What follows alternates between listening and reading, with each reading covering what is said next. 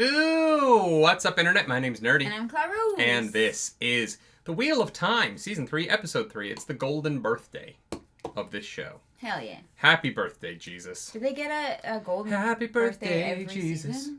That seems unfair. I think the whole golden birthday thing came from... No, it can't have, because he turned 30. He can't have turned 30. There's no 33rd. Never mind. I was conflating things. Jesus died when he was 33.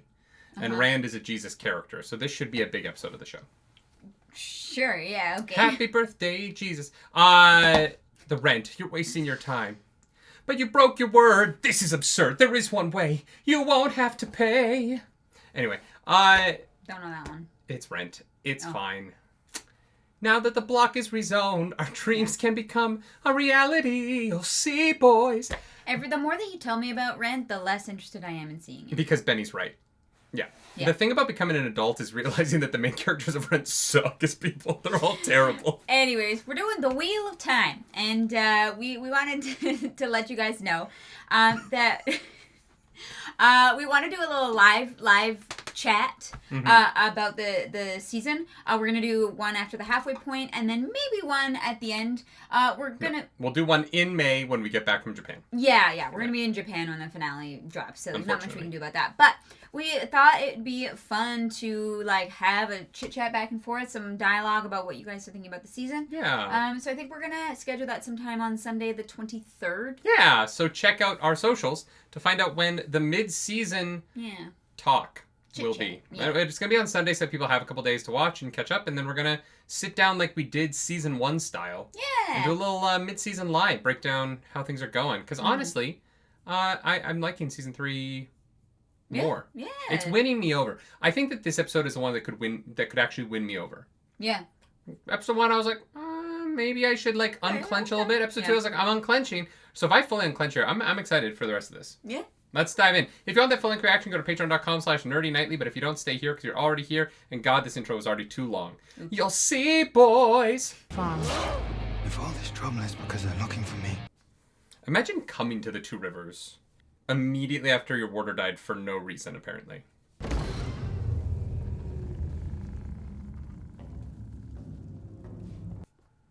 Okay. Is that Gabriel? Mm-hmm. What kind of weird crypts does Andor have? I wasn't sure you'd come. Oh, we're revealing it right away. Okay. You never miss a chance to prattle and prance about. You would be a Scotsman. I'll never miss a chance to prattle and prance about. You were so in love with Luz there, and you'd have stretched out at his feet if he'd said, Raven Rug. was able to compulse the entire tower while walking through it? Yeah. What? She knows she's too weak to challenge any of us head on. She'll start with you. She's the weakest of us. One by one, working her way up the chain of power until she gets to me. That does make the Forsaken more scary. If they ever use it to actually do anything. The compulsion? I mean, they did. Grendel and Semirag. They send their regards, by the way. Who? Semirag? Semirag? Someone told me told us during book club that was how it was pronounced. Semirag. Have you forgotten a Forsaken? Semiraj? Yeah. They told us during book club that was how it was pronounced, and we hated it, and so we didn't do it. I like the weave for the gateways. That's sick. That looks very good. Seemed like you believed her when she said I'd kill you. Well, we both know you will probably try. I don't want to end up in someone's cage for 3,000 years. Not again. God,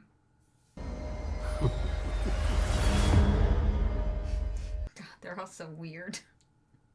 I really don't know how I feel about compulsion being something that he can do to just the world. That the country of Andor is oh yeah, Gabriel's been here forever. What does the country of Andor have to do with it? He just, wherever he goes, he makes people believe that he's been there the whole time. It's not that complicated. What do you mean that's not that's insanely complicated. What does that mean? Every memory, every single house servant of Andor has for 10 years has been rewritten. That is so layered and complex. Yeah, but it's not any different than, like, book compulsion. Yes, it is. It's something they have to actually do. They have to actually channel to do it. This is saying that he can walk through the White Tower and no one knows that he is rewriting every member of the White Tower's memories. Well, yeah, because they can't feel men channeling. Right? That's not what the show has set up at all. The show has never established that women can't feel men channel. That's not a rule in this world. This is saying that he can just change that. That's just insanely powerful. It's really cool. Like, it's a cool concept, but it is on a power level that I'm like, why wouldn't you just make them believe other things? And what they're really after. Even though Joya and Amiko have been still, they refuse to talk. Oh, shit. They made more progress than we have. We must find a way into their heads. You were right. I was wrong. Yeah. Perhaps you're right. And this time we want them separated.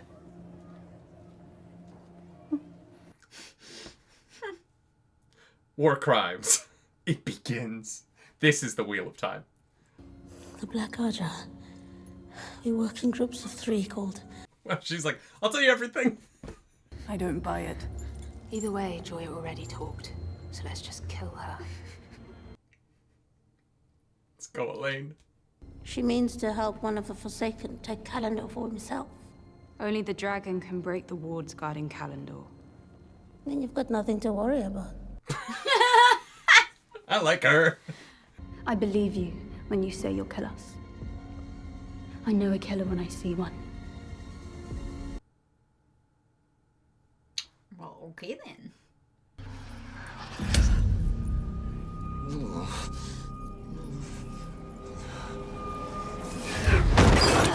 Oh. Right? She... Oh, Who was that? That was a Grey Man, I think. Was it? Okay. They looked very washed out. This is the place I was telling you about. Where she was keeping her son. Let's go, Nynaeve. Okay. The writing of these two working together for these interrogations has been solid. Mm-hmm. This has been really interesting. Yes, I'm sure you must be too, Elida Sedai, after so long away. Curse me now, and I will never forget it.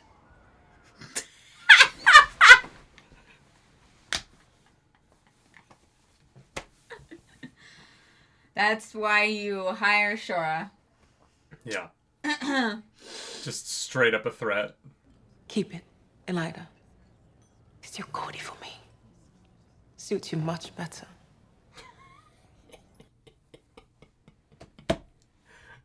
That we call for a vote in the hall to send a group of 8 sisters to find Rand al'Thor and cage him.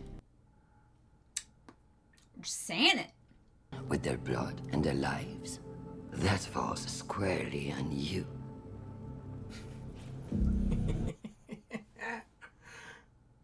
Damn. She's fucking incredible. She's so good. I know. Who are these wise ones? That is wise one's business.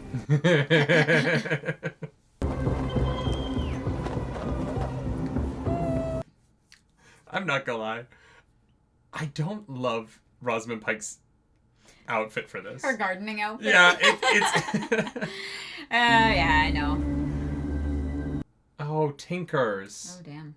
Oh, no. Not the Tuatha'an. We need to bury them. They are not worth the time, or the stones. It's their own fault they're dead, and if the Shadow are near, even more reason to get to Rhuidean. Oh. I'll bury the dead and meet you at Imrestan. Look, the budget for all of these places is very high. They had to pick. Yeah, but it also means that, like, everyone just kind of already knows about Rand. Yeah. I thought we'd at least see Cold Rock's Hold, but maybe we'll after. Yeah, I mean, I would love to.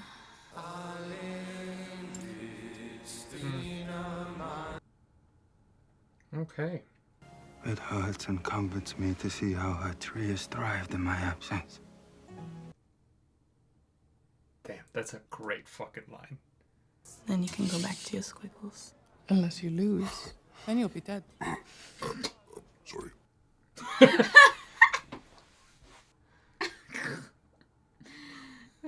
They're so fucking horny. Oh no.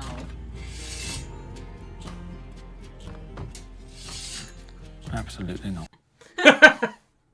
Who says it's my first time? It's Perrin. The Aiel boy. Look at his eyes. This is Lord Luke. Oh. Oh. So you're the one the White Cloaks are after. Lord Luke's a hunter for the Horn. Oh, so that's Aiel. Do you know these White Cloaks, Perrin Aibara? Because they say they know you. Oh. Okay. Interesting.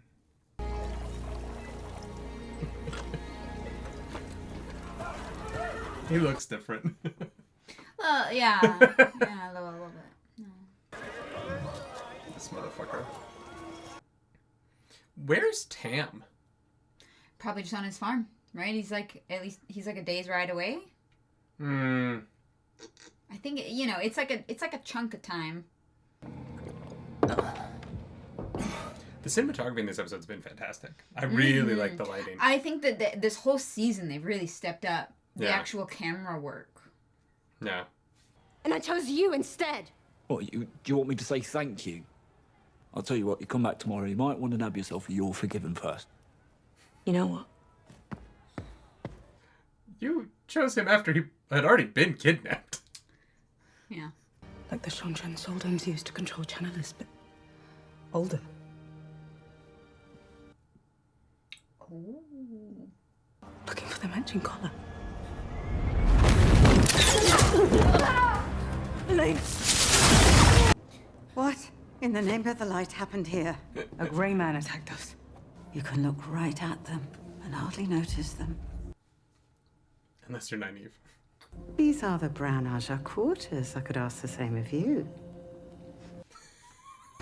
I live here. Yeah. Did you not notice what she didn't mention, Elaine? No. She never wondered who stabbed him.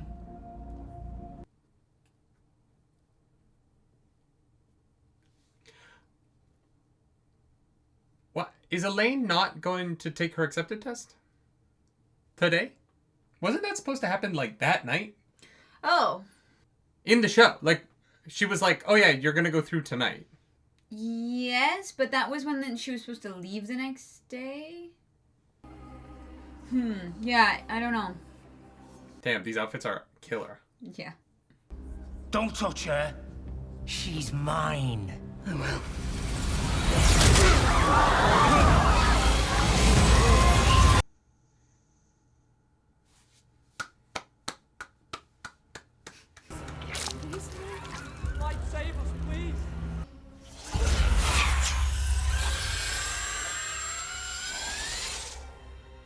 I think it's best not to remember a thing.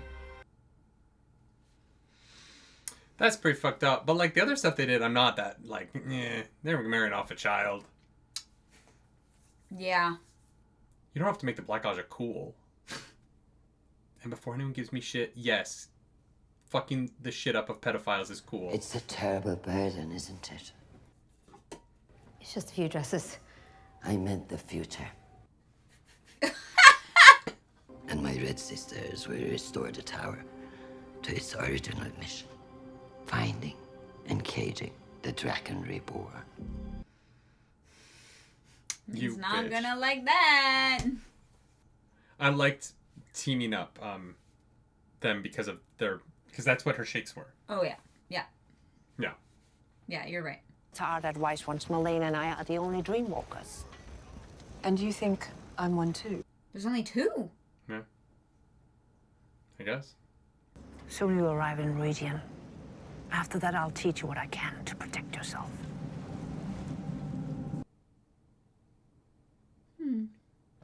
God, the Aiel are the best. I know.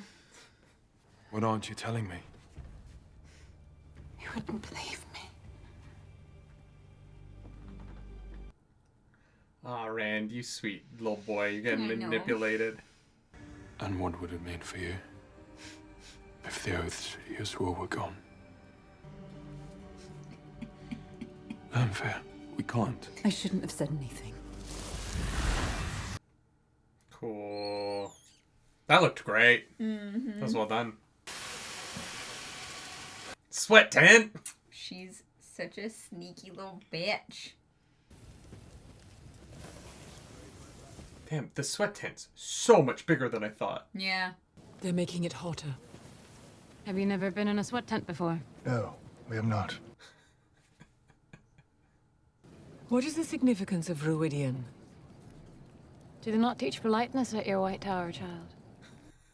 No, not really. No, they don't. Many other things, but...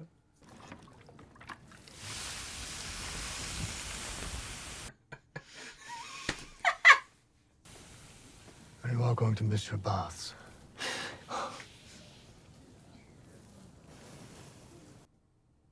Okay, don't stare in the I sweat think tent. she's looking at you. If you say so. No, she's flirting with you. Do you think an hour with her is what I need to be happy? Probably wouldn't hurt. Is Moraine gonna go fucking Aiel?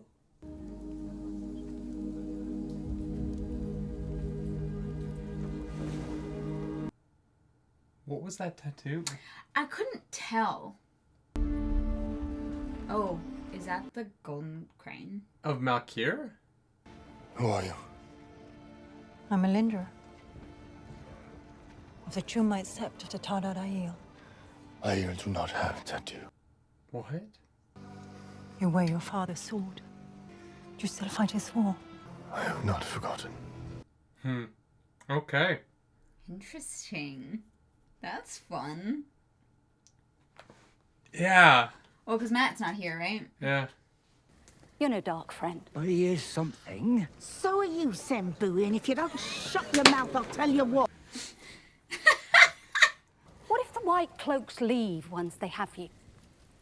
Then we won't even have our pride left when the Trollocs come for us. Jeez. That's a good point. The Two Rivers defends its own. Always has. Always will. Yeah, it's true. Like, the Two Rivers doesn't have any good choices here. No.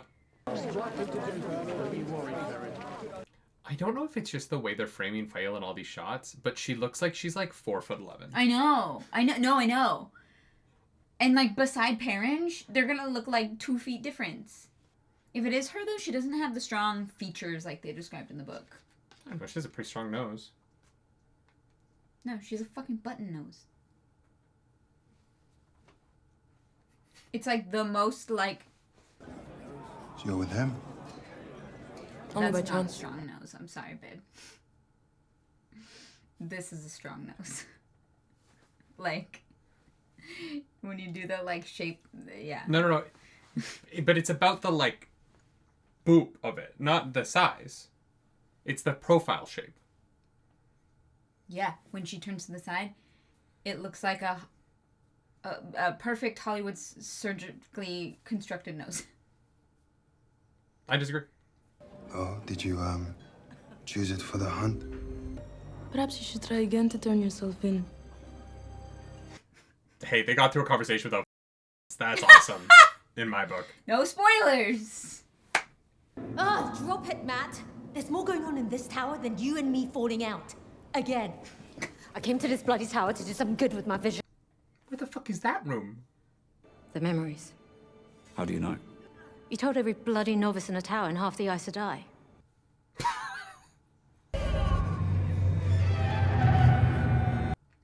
Oh.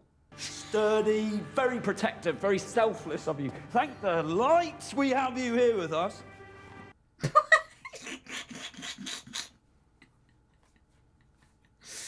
Oh my god. When does Mother want us to leave? Tonight. Come now. She waits for you in her study to discuss the plan.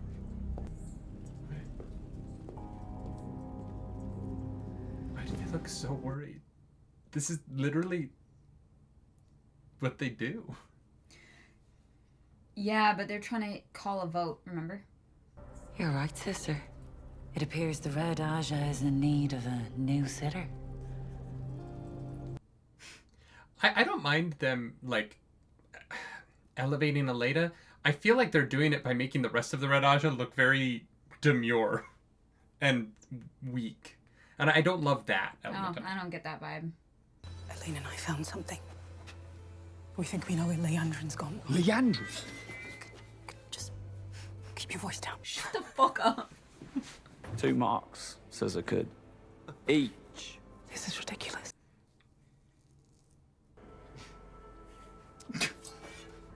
Todavía Andy se tovias again.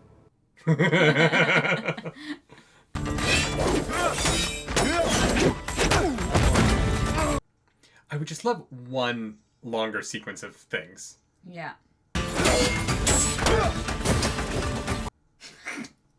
Damn, okay.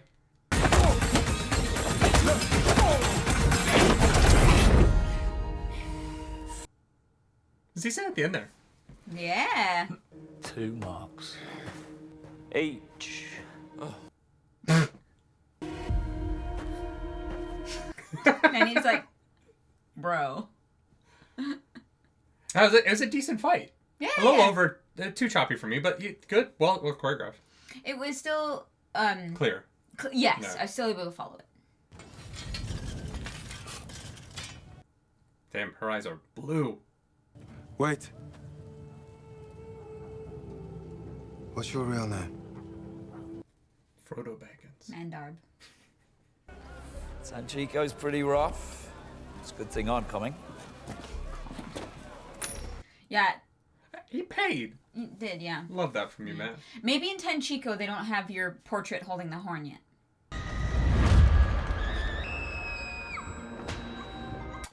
Oh, Jesus. It must be why the tower are keeping it hidden. But my weaves have no effect on it. Because it's not created to control a woman. It's used to control a man. The tower had it? Yeah, they grabbed it from the room.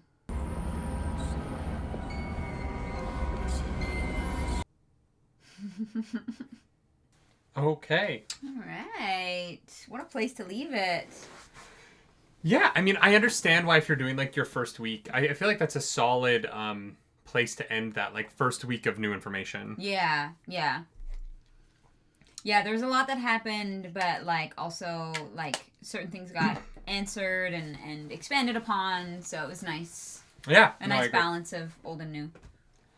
Yeah. Yeah, I like that quite a bit. I thought that was a really good episode. There's definitely... I definitely think that the White Tower politics are the weakest element of the show. Yeah, for sure. And I'm hopeful that, like, kind of the more that we step away from the tower, like... Because I liked everything. I genuinely liked everything else in this episode. Yeah. And it's I think the best episode of the season so far. Yeah. No, it's each episode has gotten better and better, and so I love seeing that, right? Yeah. I love seeing the potential of what the show can be, and where it can go. I loved all the Aiel stuff. I think what they did with Melindra actually makes sense. I figured she We'll talk about that in books. Yeah. I thought she wasn't going to be in it, so that's fun. Yeah. Yeah, no. Oh, also, I guess that was kind of a book spoiler. Sorry, when I said that there were only 2, when they were like, oh yeah, me and one other Dreamwalker, and I was like, no, oh. I don't think it's a book spoiler to say that there's more characters in the Wheel of Time in the Yeah, books. we can't do all 2,800. You know, if there's one thing that you can spoil about the books, there's a lot of named characters, and the show like kind of necessarily has to cut a lot of them. Yeah, I'm fine with that. They're not cutting as many Forsaken as we thought. Really? Yeah. Isn't that the 7? Haven't we met them all? It was Ashamael, Lanfear. We've got Ravin, Samael. Yeah. And Graendal. Mogideon, Semirash. Mogideon and Semirash. Yeah, 7. That's 8. What? By my count. There, you are holding up 7 fingers. Yeah. Yeah, just checking. It was a test. But no, because there's one more that they can't have cut. Unless they did. And he's not going to be in this. Yeah. Yeah. Which would be wild. They're gonna have to do some other stuff for that, so we'll talk about that. We'll talk about that later. Sure. Okay, that wasn't a spoiler because we didn't spoil anything. There are more Forsaken in the books. That's whatever. No, I really like this episode. I thought that this is the most I've liked Nynaeve on the show in a long time.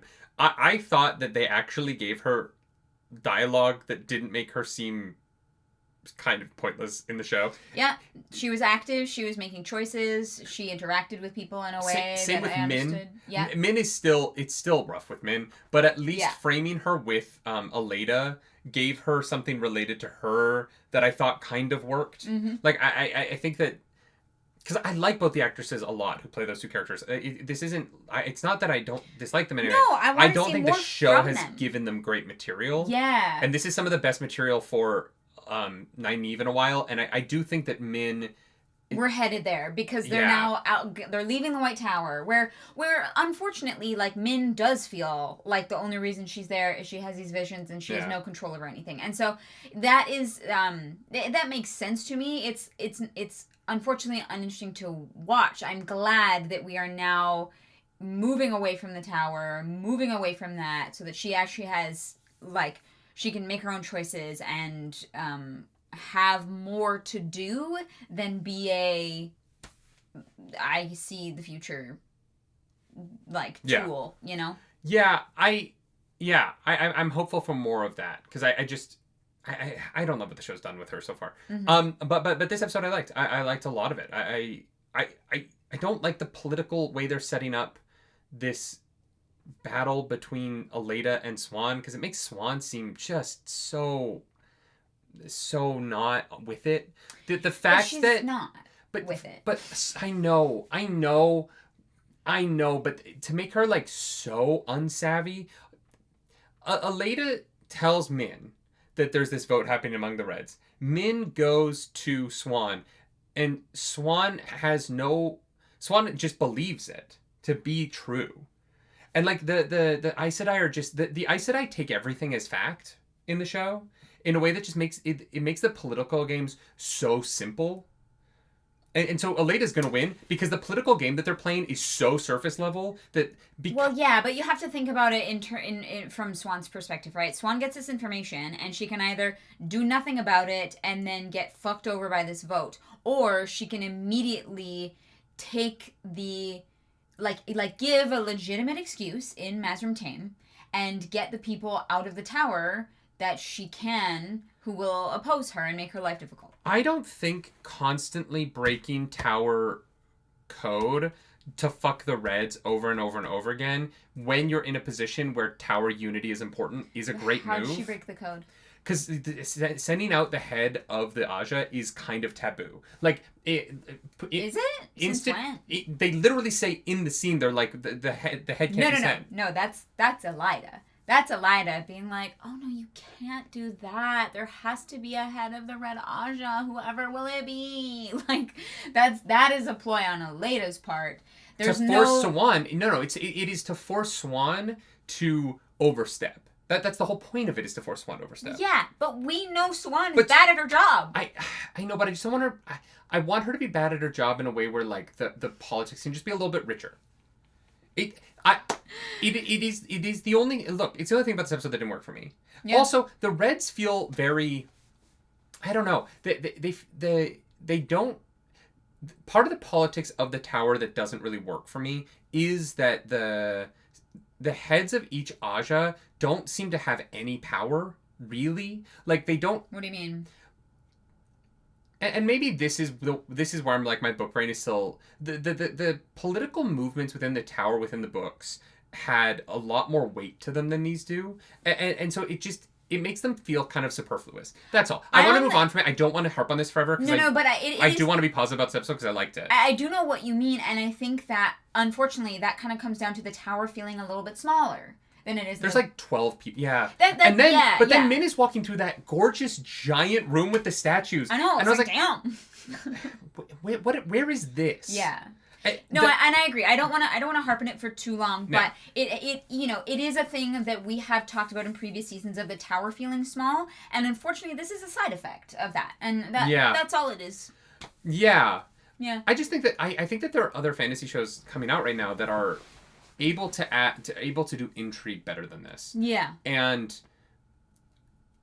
this just feels like it's so important to the plot, and so for it to be kind of simple enough that I always know what's going on, because and maybe that's what it is. The show is doing a version of the intrigue where there's no mystery. It is really obvious what is happening at all times. Oh yeah, they're all so snarky to one another, just out in the fucking open. Yeah.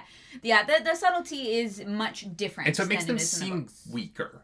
Sure. Because yeah. they don't the Aes Sedai don't have like a regal air about them. They seem kind of like petulant at times. Well, but they and are. Like, no, but they're openly petulant in a way that makes them feel. And I think what they've done, honestly, I don't love it. I just don't love it. I know what you mean, but I do kind of, on the other hand, understand why they've made it feel that way. Because in the books, you are able to understand. I don't know. Slight spoiler, I guess. Like the Aes Sedai kind of suck, and the tower kind of sucks. And so I just feel like the show is making that more overt. I understood why they had power. In the show version of them, I don't understand why anyone... They have magic. But they can't use it against people. And so what they have to use is their political savvy. They literally cannot use their magic on other people, right? Mm-hmm. They are sworn to not ever do that. Mm-hmm. And so they have to be so regal, and they have to carry the air. They have to carry this mantle of importance into the room ahead of them. And I think that Aleda does, because of, obviously... Why or Shoreh? Yeah, Shoreh. Yeah. I think she's incredible. I want to talk about her more in a second. I just wish more of the Aes Sedai felt like they were carrying that than are... I wish, the Aes Sedai felt more thoughtful in their actions as opposed to arrogant. Nobles, instead of feeling like that dinner party, the drink party, it sort of felt like cocktails on a Saturday night at like a rich person's bar, but like a bar, not like the political motions of these warrior women who have this like it thing felt more that they take seriously, like a real housewives dinner and not a political dinner. Yeah, 100%. Yeah. I hear you. Done with that. Okay. Really, the Aiel shit was great. All of the Aiel shit this episode, really fantastic. Yeah. I love Ruark. I think that casting is sublime. Enemies. Enemies is great. Impeccable. I think that those scenes were just great. Yeah. I don't love Rosamund Pike's guarding outfit, but I do. I do love the scenes here. I think the change for Melindra, which we'll talk about that after. Yeah. But I think that having this character be they needed somebody to show that you could be from outside and be like taken into the Aiel.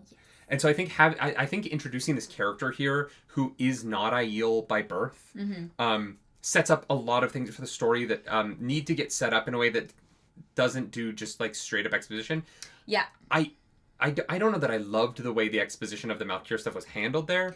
Sure. It felt a little bit like, look at my sexy back, and now I will turn and deliver a monologue of exposition that needs to get said because it's really important in like the 13th. You know what I mean? Like, hey, she delivered it well, but it was very information heavy. It definitely was. Mm-hmm.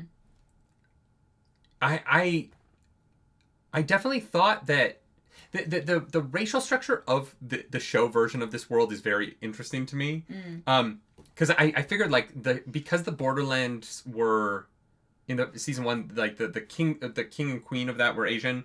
I thought the Mechiri was going to be sort of like racially distinct in some way. Yeah. It does seem like we're doing a sort of like race blind casting of all people, which I think might actually make some things later on, and honestly some things currently, a little complicated.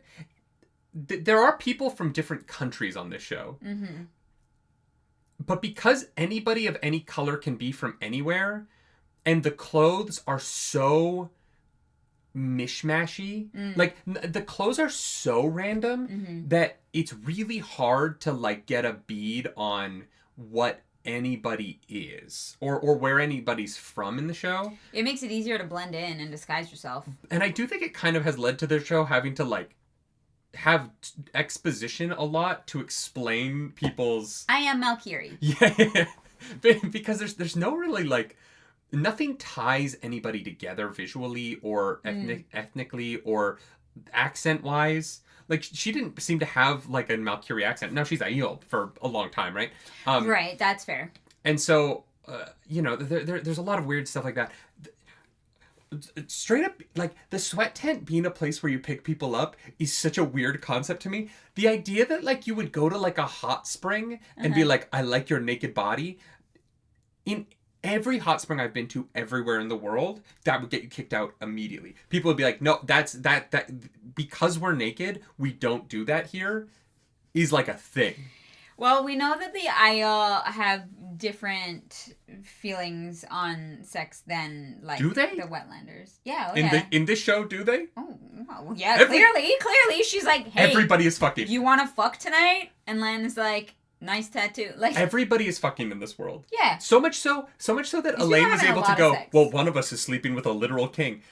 Which is a funny joke, but, like, feels very modern. You know what I mean? It is a funny joke. It's a funny joke, but it does feel modern. I genuinely can't believe they made the Nynaeve Elaine stuff work. I thought Nynaeve leaving to go on this mission was going to feel dumb, and it's props to the show. I was prepared to be like, it's dumb that Nynaeve is doing this. The way that this episode handled it, I thought was excellent. Yeah. Like, genuinely, yeah. They sold it to me in a way I didn't think they would. Yeah, they seeded a lot of good stuff throughout it as well with the... you know, some of the photos, the artifacts being taken. We got some, like, the red arches and stuff. I do wish there was one more piece of evidence about Tenchiko. I think she has to go there to paint this symbol on the ground is just a little weak. Like, I would have had a second piece of evidence. Or, like, I would have just had something in those ledgers saying that, like, they're like, oh, this band was stolen. There's another piece of it that is in the Tenchiko vaults or something. I don't know. I honestly think that it's... I like that it makes it about, like, Leandrin. I like that it makes it about Leandrin, but it doesn't insinuate that that's where she's going to stay. And maybe not stay, no. But they left the other day. It's been, like, 3 days, you know what I mean? I know, but because she moves through the waves, she can get to Tenchiko. She could already have left Tenchiko by now. And so just giving them. Yeah, but you get to Tenchiko and then you say, hey, there was a group of, like, really sus women who came around. Yeah, but then they Where pop did back they in go? the ways. And this is where the, like, ways makes the show. The reason why people go places has to be a little bit tighter because they can get around so easily using the ways. And so the idea that you need to give them a reason to be in Tenchiko when you get there and not have already left. Because it looks like they're getting on a boat to Tenchiko. Yeah. Which is going to take, this is based on the episode 1 of the show, a month. But you know how Leandrin gets around. The idea that Leandrin is going to be there... Yeah, because they say Tenchiko is near Falm.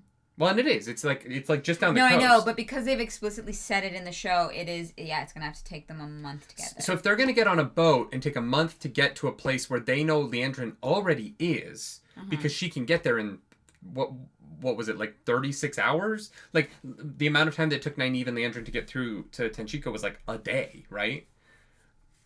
Or 3 days or whatever. So in order for Leandrin to have a reason to still be in Tenchiko in a month, I just wish they had set up just one more piece of evidence. Yeah. Because why would she stay? Like, why hang out there? In, like, the one place that the people looking for you could tie you to in the whole world.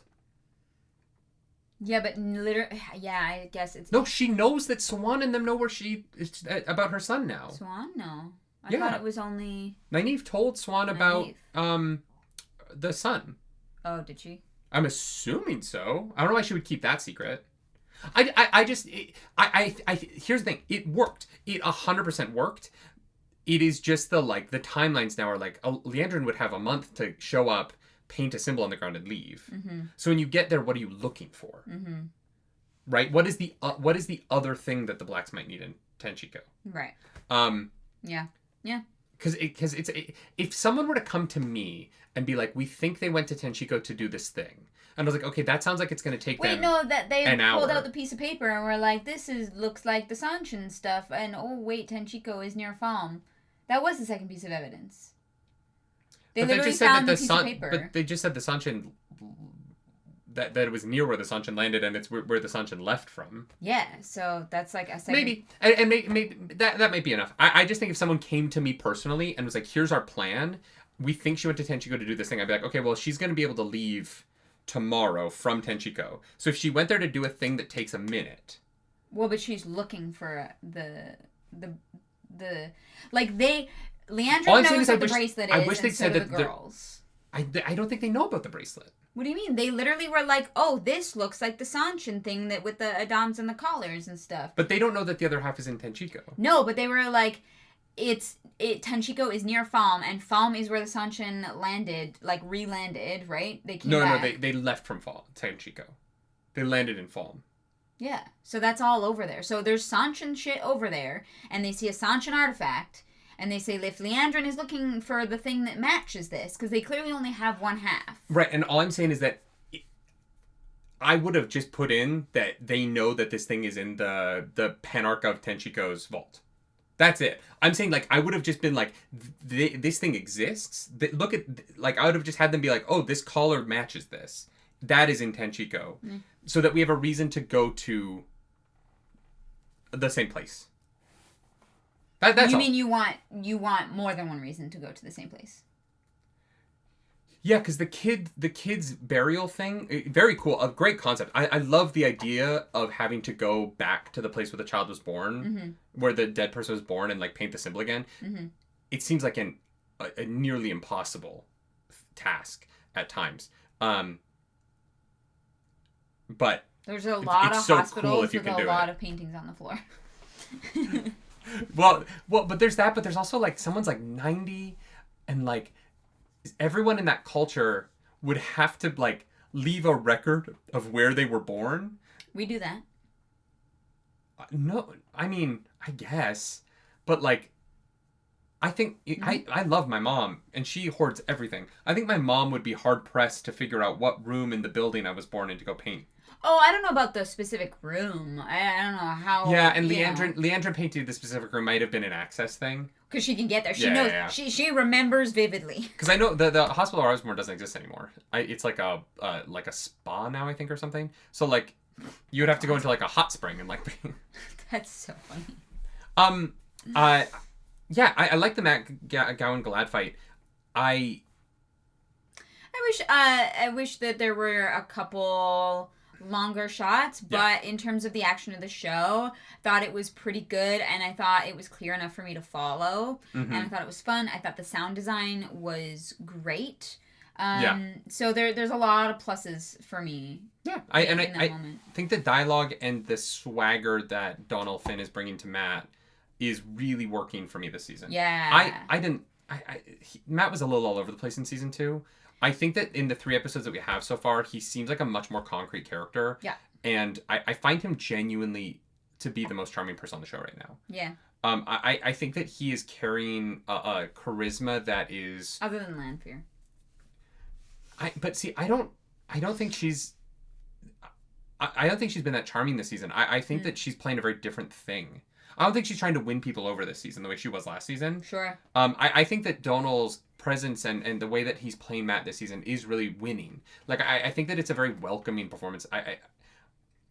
I am really impressed by him. Yeah. I think in terms of, like, growth from... I think season 2's hard because he took over the character, and there was a lot of narrative weirdness that they were trying to figure out with Barney leaving. Yeah. And he got stuck in a room for a long time, just kind of doing shit that didn't really make any sense. Yeah. He makes sense now. It's a great performance. He is so captivating. And I think that no matter who he's in a scene with, it feels like he's doing a lot of really elevating work. Yeah. His comedic timing playing off of other people, Swan in the last episode, and the boys in this, I think is really impressive. The boys, I think he's been and great. Eve, yeah. No, so many opportunities for him to shine so far in this season, and I love seeing that. And then Shoreh is fucking crushing it. Like, she's crushing it. She's doing such a good job. And the politics... As we knew. The politics aren't super complicated, and she's just kind of, like, cruising through it. Yeah. But her performance is keeping scenes that are a little simpler than I would like very captivating. Yeah, absolutely. It's sort of like how I said about the first episode that it was, like, it was slow but not flat. Yeah. I think this episode was also a little bit slow. Yeah. But, okay. Yeah. But not flat. Like I think that there were times in season 1 and 2 where the exposition would feel so dry, and the scenes would fall flat. Mm-hmm. And even though I don't love every choice that they've made in season 3, I think that the scenes are healthier consistently. Yeah. In terms of... And more organic. Like, my ability to be interested in how the information is being delivered. Yeah. Even the, like, weird exposition-y stuff, I think is great. And like, my favorite scene in this episode is kind of a nothing scene, right? But Perrin and Alana at the tree was so... It was so slow, but the intentionality of the pauses in the dialogue in that scene I thought were like, I genuinely was like riveted. Yeah. And I haven't been riveted by Perrin's stuff in the show. Mm-hmm. Not because it's a bad performance. I think he's good. I think the show doesn't really know what to do with him until this season. I actually think getting him away from everyone else has really helped him as a character. Yeah. He's got shit to do now that does not rely on everyone else around him. And I just feel like he got soaked up in like building up Egwene in season 1, and here, like, that scene with Alana was awesome. Yeah. The cinematography was gorgeous. Yeah. The lighting of it was just so soft in a way that was very like moving, heady. Yeah. Like it felt ethereal. like when you're in a room filled with incense. Yeah. I really and the two of them, I loved Alana's dialogue. And Alana and her warders bit together. I thought, yeah. I'm glad they paid off some of the emotion between the two of them. Yeah. So again, like there's so much in this episode. We're on an upward trajectory. The show is really winning me over right now. Yeah. Oh, and the Yeah, Forsaken. The Forsaken scene was fantastic. Yeah. I still think that the compulsion thing is too much. I think it's too. I think it's just have him have replaced Gabriel is so much less complicated than he is constantly putting off an area of effect spell that convinces everyone of 10 years of memories, which just feels way too big to me. I love the idea of it, Love the idea of it. showcasing his power. Mm-hmm. But you were right with what they've set up, and whether or not you can feel or notice like someone channeling. They should know, like, yeah, because the Aes Sedai know when Rand channels, so why don't they know when Robin is always consistently channeling all the time on everybody? That is a big question that I have. But it is a problem that the books kind of have as well, right? The Forsaken are so powerful that there's not really a reason for the books to have a plot. And there's not really a reason for the show to have a plot. They should be able to just do whatever the fuck they want all the time and destroy everything immediately. I mean, the problem is that they squabble amongst themselves. Otherwise, they'd actually be able to fucking do something. 100%. But at once you're at the point where the bad guy's power level is, I can alter the reality of a decade of every single person's life every time they're near me. Then what you're saying is their power is like that's a crazy amount of power. To insert someone into a decade of memories from a... I don't think you have to do that. I think you're overcomplicating it. If I were to falsify a memory and I just said like that, oh yeah, like in this memory you've heard that Robin or that Lord Gabriel has been in Andor for the last decade. I don't have to go through a decade's worth of memories to see that in there. I can just plant the idea that, oh yeah, it's been about 10 years. You can do that to the people who are like when he shows up the White Tower. Yeah, they don't see him that often. Yeah. Oh yeah, for like Elaine and Gawain and he Galad. meets Elaine. Yeah. He's never met Elaine before, and then she has like they're reminiscing over memories. Yes. Which means that he is, but he also has to be aware of the fake memories that they have, in order to have conversations. Like when Elaine is like, "What? God, we drink all the time." There. He gives them the memories. I know, but that means that he's actively doing that at all times with everybody he meets. That's a crazy thing to be able to pull off. It is, and that's just a huge power. It is such a cool idea. I just think that it sets up a level of ability where it's like, well, why not just... If you can do that, why are you using that power to do this? You could convince what? if you can convince everybody of anything. Yeah. Why are you convincing them of this particular thing? What I don't know. It doesn't matter. He wants power at the heart of Andor, and he has this weird thing about fucking royalty. That's true. That's his kink. Yeah, it's a level of power where, like, when he can just walk into the White Tower and change the memories of the Keeper and the Amyrlin seat, but it has serious implications. Without intentionality. But like you know what I mean? What do you mean? No, I don't know what that means. means. He doesn't have to like focus on somebody. It just affects everybody all the time. That they believe this fake thing that he's come up with in the last month. Mm-hmm. That blows my mind. It's just too big. It's too big a concept for my head. Like, okay, we're moving on to book spoilers. But this is that the end of it? Yeah. Okay. On This episode was very good. I liked it. I genuinely, this was great. This reminds me of that like 2-episode stretch in season 2 where I was very on board. And so I'm hopeful that, but the upward trajectory of the season has been consistent to me. So I am currently very excited about. I thought this episode was genuinely the most invested I felt. It was very sit forward, not sit back television. And I appreciated that. Yeah, 100%. If you like the video, like, subscribe to the channel. If you don't, that's fine. Leave me comments, dislike, that's fine. Get out of here if you haven't read the books. We're gonna talk book spoilers. In 3, 2, 1. So Click. Graendal like compulses like an entire fucking village of people for months, if not years. So Robin being able to do it is like, that's just book shit. No, but Graendal, no. Graendal has to like compulse them. She compulses people, but she actually does it to them. It's not the whole town. Graendal doesn't. She doesn't go to each individual in the town and do it. She has her pets, right? She has her weird like grooming pets that she like, you know, focuses on and compulses, and those are the people in her actual house. But she lived in that town for fucking who knows how long. I don't know how many people are there, but it's got to be a similar size to like the White Tower. I don't think that we're ever shown that she can just walk into a room and auto-compulse everybody.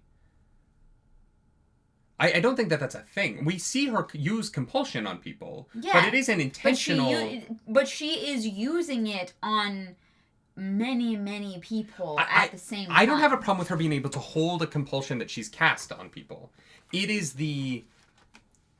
him being able to, without using a weave, just be compulsing always, and that there's no... That he can walk into a tower of Aes Sedai and none of them notice. It's a lot. It's a lot. That's why Leanne is like, wait, sorry, who are you again? Right? Because they show up. No. I understand. I totally get that. Yeah. I get that that's in the last episode. Like, Robin didn't insert 10 years worth of memories into every single Aes Sedai in the tower. He shows up, says that he's the queen's consort, and they're like, yeah, sure, okay. And he has to be specific with the people directly. But he doesn't have to do anything to do that. It just happens. That's what's crazy about it. Right, we don't see him weave like we see Rand weaving when he weaves spells. He meets Elaine, and she immediately has 10 years of memories of him. Yeah. Like that, I don't know why you're pushing back on that just being a crazy power. Oh, no, I do think you're that trying to be like, no, it's not that crazy. It's incredibly powerful in the same way that it is in the books. It's not that powerful in the books. There is no point in the books where anyone can just do things to people and there's no weave involved. That never... They have to embrace the source. The books establish how magic works. The show doesn't. The show just... he's just casually using magic at all times without embracing the source. I agree. The problem with it is that we've set up that people feel Rand embrace the source. People see Rand or feel him weave or whatever it is. Well, they see him. You can't use magic in this world without it being visible. And so the rules being different for Robin... And now he could be inverting his weaves. Yeah. But that would mean that he is surrounded by an inverted weave at all times. And it is that just feels like a lot to me. It makes it seem like a lot that he's able to do this insane thing. Yeah. That's it. That's all. Yeah. I don't want to defend it anymore. I feel the way that I feel. The Melindra stuff is crazy. I think that is such a huge change. But like you said, they're seeding it in there deliberately, right? Here's the part about it that I don't know how I feel, which is I don't know that I love the idea of the only Valkyrie we meet other than Lan being a dark friend. And that they give the if she and Lan develop a relationship similar to Matt and Melindra's. Yeah. And Lan has a sexual relationship behind Nynaeve's back with a dark friend while he's away. Why would he? Because that's the relationship that she has with Matt as they travel through the waste. Uh-huh. If they're going to go in the direction of we're going to give that plot line to Lan. I mean, she might be a dark friend. I can't imagine Lan being like, yeah, I'm going to cheat on Nynaeve for no reason. I hope not too. Yeah, that would be weird. I wouldn't like that. But I don't feel like that's where it's going. Oh, it definitely felt like that was what they were beginning here, to me. Oh, to me it felt like she was like, hey, tattoo. And, like, wanted to...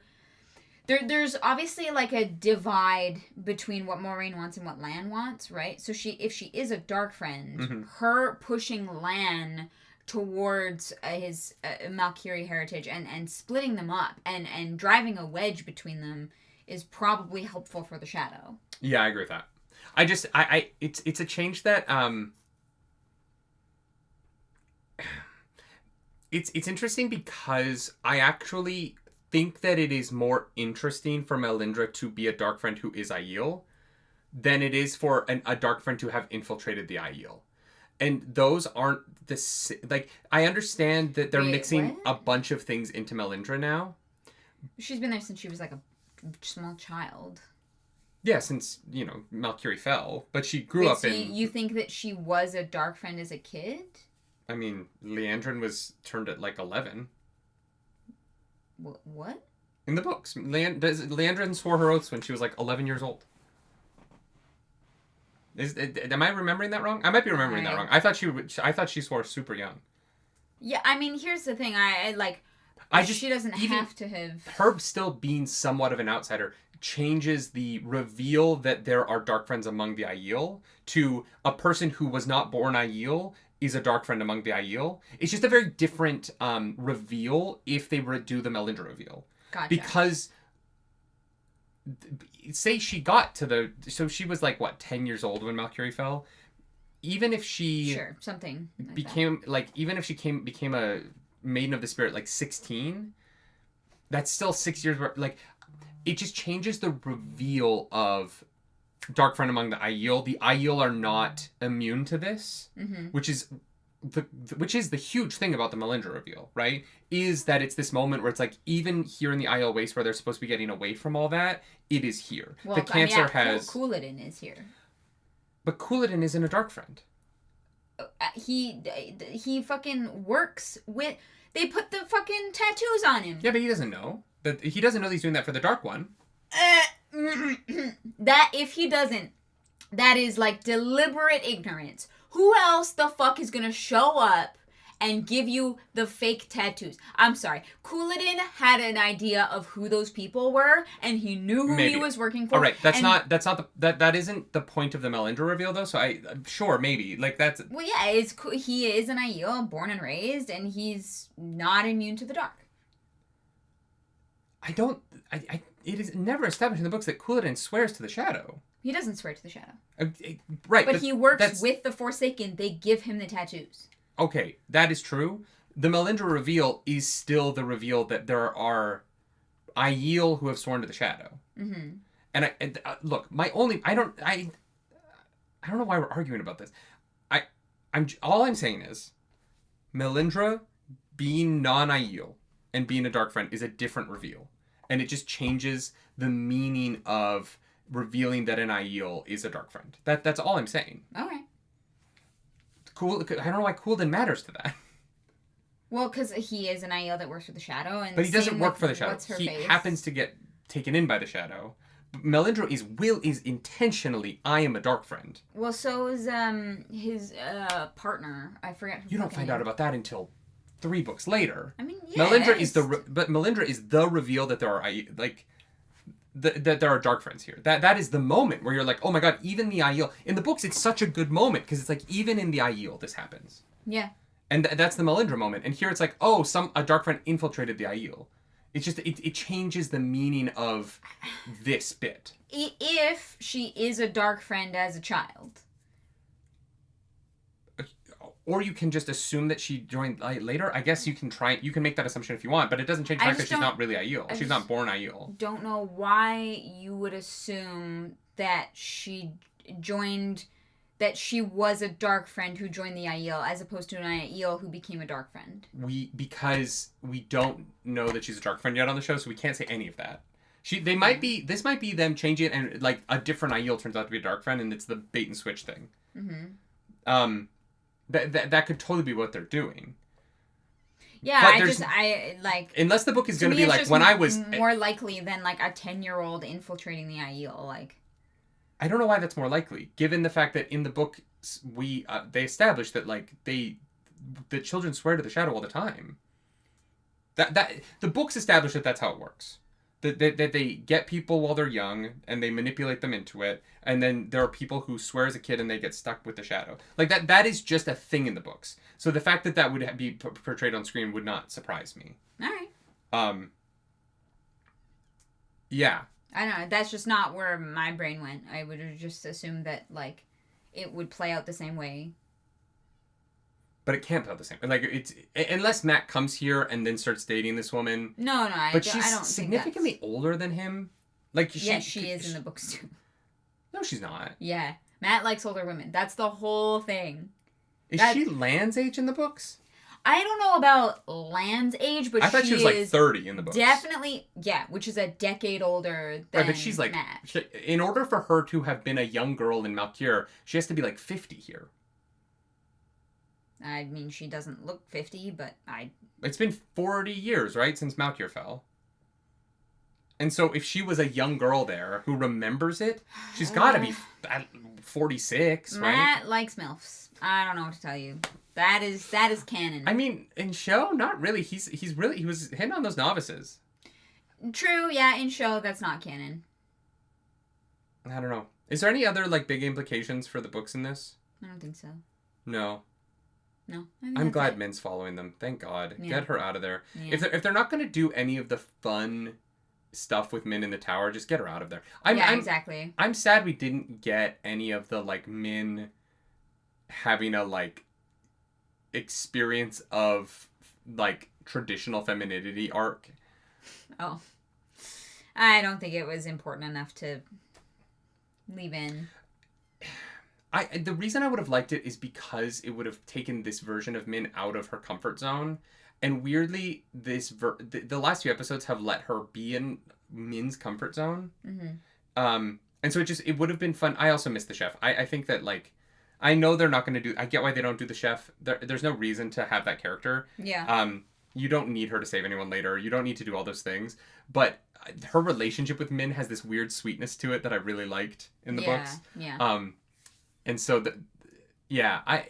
I'm so hopeful for Min to get more stuff to do. I mean, that's like what book, like fucking like 9-10 shit, isn't it? So no, God no. Yeah, because that's when Egwene is taking over the tower. No, it's not. It's before. Yeah, because they sneak out together. They like. Yeah, but she has. No, Leary or Linny or something? Yeah, but she has to have established that relationship while Min was working for Swan, which is done now. Min will never come back to the tower while Swan's there. Min will never, like, be... I don't know. Doesn't matter. Because this happens over books. Like, Nynaeve... One of the crazy things is, like, Nynaeve and Rand, if they were to follow the books, but they won't because Tyr is in the wrong place... Because Tyr's going to come later. So they're going to see each other again in Tyr. But, like, Nynaeve and Rand aren't in the same city for, like, 7 books, right? Mm-hmm. After this point. They, like, don't see each other again until, like, book 11. Or until at the end of Winter's Heart. From like book 4 to book 9, I think, like Rand and Nynaeve never see each other. Like there's a lot of characters who this is the like leaving point where they don't come back together. For Rand, like Perrin doesn't see Rand again after this until for fucking ever after this, right? Yeah. Because he has to march the people across the continent. So I think the show is going to change that so that these characters have scenes together again at some point. Or else you're talking about like 3 or 4 seasons where some of these characters never interact. Yeah. Also depends how many seasons they have, right? They're gonna have to compress. I like the episode. I'm not gonna lie. Like I'm enjoying talking about it just because there is actually things to talk about that aren't me being like, meh, which I kind of felt like in season 2. Mm-hmm. Like there's stuff here where I'm like, you know, there's changes. There's definitely changes that are different from the books, and I think that generally the changes are weaker versions. I don't know that they've made a lot of choices that I feel like are stronger, unfortunately. Yeah. But I do think that what the show of this season is better. Yeah. It's definitely more watchable. Yeah. I agree with that. I'm enjoying this season much better. Yeah, I like a lot of the cinematography. Just improving the cinematography makes such a difference. And yeah, the fight scenes for sure. There were some rough shots, lighting wise, in Fallen last season. Yeah, and some boring over the shoulder. Yeah, scenes. Yeah. I have not been sitting going, we're really just gonna pop the camera on shoulders for this whole scene. Yeah. No, they adjusted, which was nice. Because that was some of the worst shit in season 2. I know. It's like, do something interesting. Boom. This scene, like the Matt, and I get that it's the guy from Severance. We haven't watched it, or Succession. One of the S shows that's really good. I have not been bored watching the framing of a shot this entire season. I've only noticed the cinematography when the lighting has been really beautiful, and that's a great sign because there's so much of season 2 that I think it's why I keep bringing up flat. Yeah. I think season 2 is visually so flat, and the glow up from that to this is awesome. Yeah. Like I do. I think like it looks really good. Yeah. Yeah. That's most of my thoughts. I don't think there's any other book stuff that stood out. Yeah, I mean, yeah. The Male Adam being that's in fine. pieces. We'll have a stream to talk about it. So. Oh, that's right. I forgot we were doing the that. Male Adam what? The Male Adam being in pieces is interesting. That can be separated. Because in the books, it's there. Because I thought the Male Adam would still be connected by a chain. Oh. But they're going with the like Bluetooth version that the show has. Yeah. Where they've cut the chain out of it. Yeah. And so yeah, that's just interesting, just for like the visual reason of, you know, Gideon's not just gonna find the collar and the two.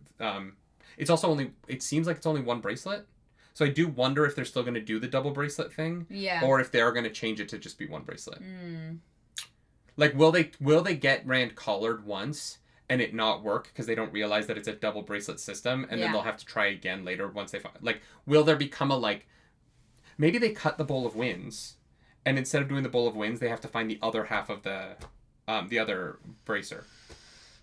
Because they haven't done any weather stuff. So, like, True. I don't know how they would seed the Bowl of Winds into the show when the weather seems great. Yeah, Randland it's not is a fucking problem. gorgeous every day. Yeah, and they don't really have enough time to spend in the, like, small villages other than the Two Rivers to be like, yeah, no, the weather sucks, people are starving and dying. Yeah. Yeah. Well, but the Two Rivers is also super lush. I thought we were going to get there and it was going to be like autumny. That we're going to start to see that, like, oh, the trees aren't doing well. Mm. But no, the trees are doing great. His wife's tree, banging. Yeah. I like that scene a lot. I really did. Yeah, that was a standout for sure. I'm impressed. I think that they're winning me over. I'm not going to lie. Good. Yeah. Yeah. I mean, it helps that Shoreh is here. It's sure. Yeah, I mean, Show's better with she's her. incredible. Anything is better with her in it. I like Rosamund Pike. Can I say something that might be a little bit controversial? I think by not having the show just heap so much time on Moraine, it is just better. Yeah. She's not the main character of the books. And I'm really grateful that she's here, and Rosamund Pike is still like doing a great job, but that the show doesn't feel like it's like stopping to like let her have a thing. Yeah. And I think I love Rosamund Pike, but I do think the show is actually stronger when it's not trying to make, like, I don't feel the season out like they're trying to shove Moraine in the spotlight. Yeah. And I think that's for the best. Yeah, I agree with that for sure. Yeah. Yeah, I don't know. It's good. You have anything else to say? No. If you like the video, do the things. We've already said that.